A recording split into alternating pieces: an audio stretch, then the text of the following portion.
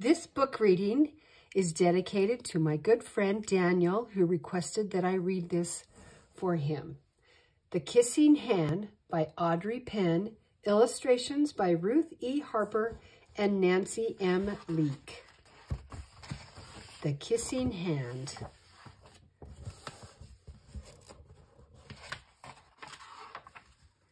Chester Raccoon stood at the edge of the forest and cried. "I don't want to go to school," he told his mother. "I want to stay home with you. I want to play with my friends and play with my toys and read my books and swing on my swing. Please, may I stay home with you?" Mrs. Raccoon took Chester by the hand and nuzzled him on the ear.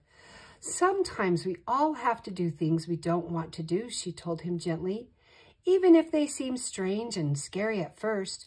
But you will love school once you start. You'll make new friends and play with new toys, read new books and swing on new swings. Besides," she added, "I know a wonderful secret that will make your nights at school seem as warm and cozy as your days at home." Chester wiped away his tears and looked interested. "A secret? What kind of secret?" "A very old secret," said Mrs. Raccoon. "I learned it from my mother, and she learned it from hers. It's called the Kissing Hand." "The Kissing Hand?" asked Chester. "What's that?" "I'll show you." Mrs. Raccoon took Chester's left hand and spread open his tiny fingers into a fan. Leaning forward, she kissed Chester right in the middle of his palm.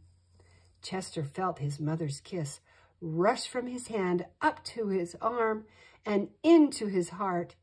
Even his silky black mask tingled with a special warmth. Mrs. Raccoon smiled. "Now," she told Chester, "whenever you feel lonely and need a little loving from home, just press your hand to your cheek and think, 'Mommy loves you, Mommy loves you.' And that very kiss will jump to your face and fill you with toasty, warm thoughts." She took Chester's hand and carefully wrapped his fingers around the kiss. "Now do be careful not to lose it," she teased him. "But don't worry, when you open your hand and wash your food, I promise this kiss will stick."